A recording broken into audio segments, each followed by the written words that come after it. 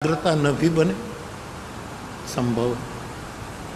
अगल बगल में ध्यान जाए, कोई आया ना आया, क्या हुआ, अथवा तो आप आ गए, कोई 2 घंटे के बाद आने वाला, वो याद आए कि अभी नहीं पहुंचा।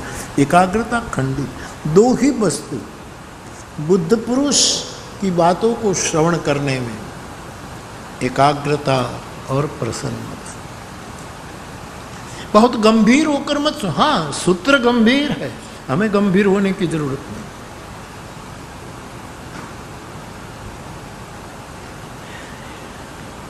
जिस परंपरा में, व्यापक परंपरा में, मैं कहूँगा विशाल परंपरा में ये सूत्र आया है, वहाँ भी मैंने कई बार देखा है कि सुनने वाले एकदम गंभीर बन जाता है, और कोई प्रसन्नता से उसके बगल में बैठकर सुनेगा तो वो आलोचना करता है कि उसमें तो जरा भी गांभीर्य नहीं है।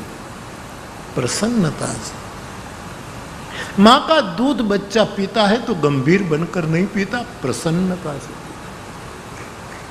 कभी ध्यान करें, एक तो माँ की गोद है, माँ ने अपने शरीर के रक्त से दूध में कन्वर्ट करके अपना शरीर बच्चे के मुख में दे दिया है।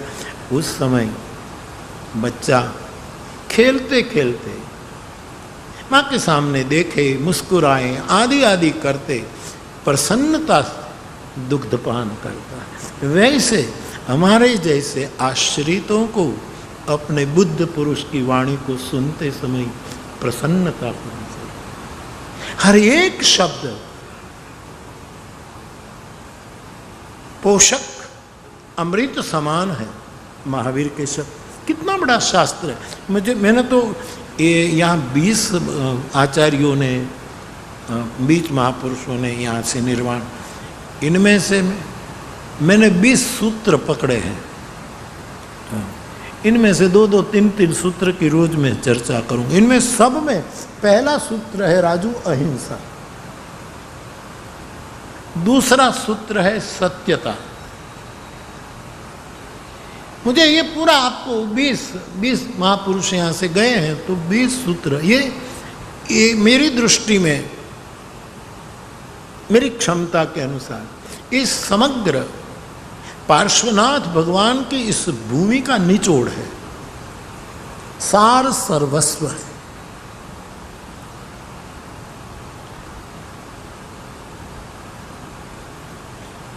तो विनय ही सबसे बड़ा आचार है, और अपने बुद्ध पुरुष को एकाग्रता और प्रसन्नता से सुनना। अब महावीर भगवान इस अपनी बोली में 2500 साल पहले की ये बोली है। तीसरे सूत्र में आप कहते हैं कि जो सुना है,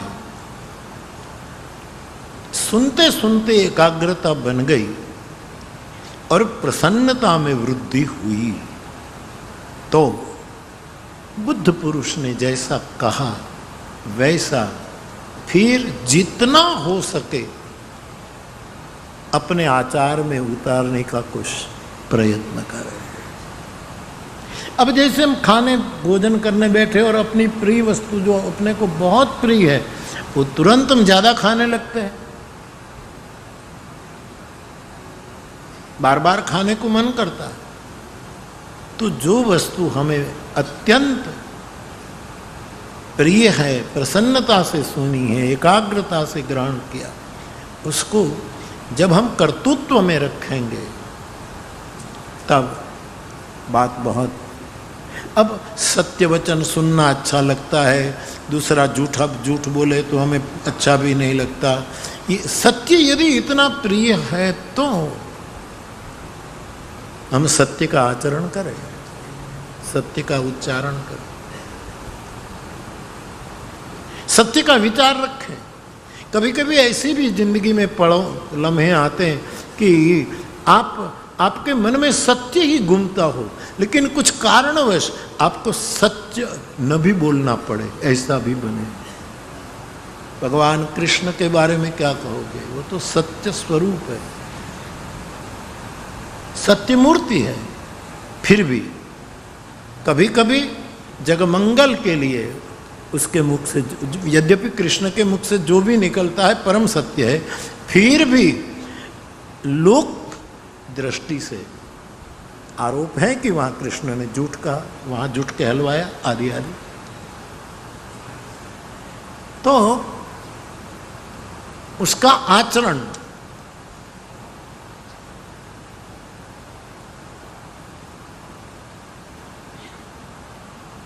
भगवान बुद्ध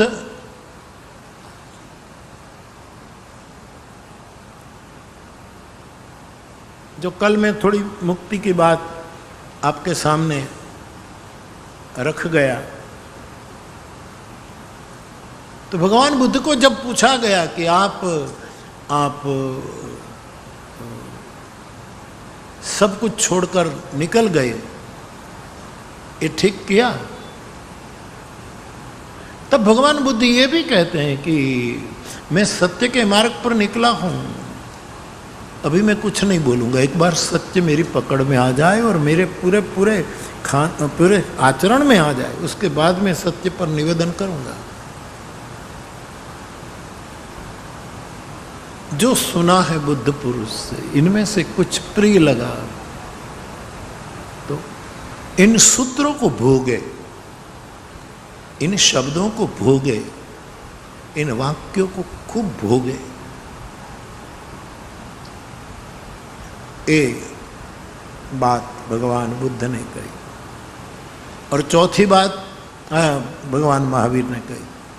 चौथी बात आपने ये कही बड़ी प्यारी कि अपना बुद्ध पुरुष, ये महावीर स्वामी के वचन है साहब, याद रखना।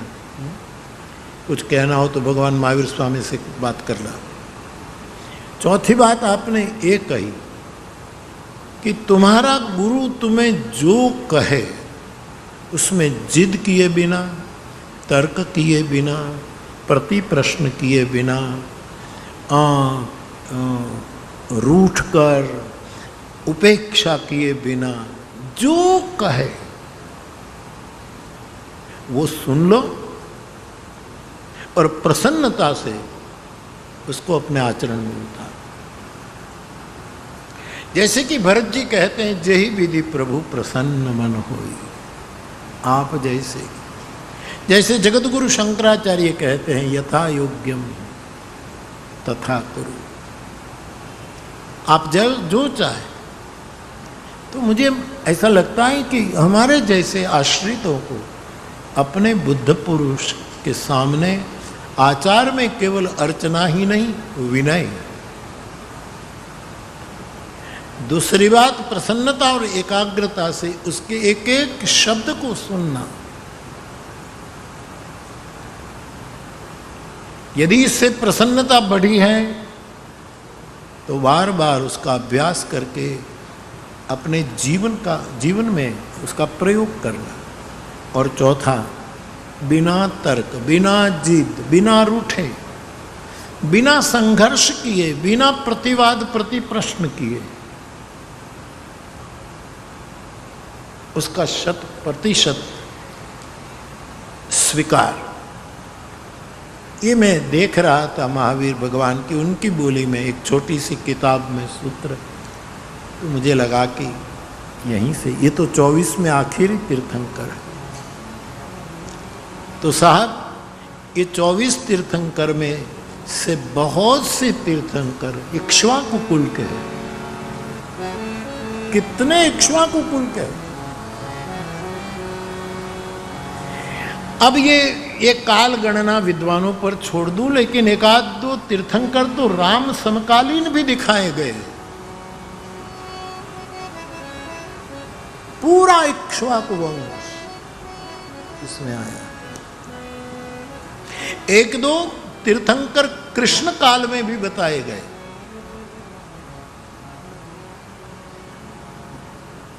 अब इसमें तर्क भी नहीं, क्योंकि ऋषभदेव से प्रवाह चला है, तो ऋषभदेव बहुत आदि महापुरुष है। भागवत जी में भी उसका हम संकेत प्राप्त कर सकते हैं। तो ये बहुत लंबी यात्रा है, लेकिन इतिहास विदों पर, विद्वानों पर, आचार्यों पर हम छोड़ दें, हम इसमें न जाएं कि कौन कब कहाँ। ये तो महाचेतना का प्रवाह है।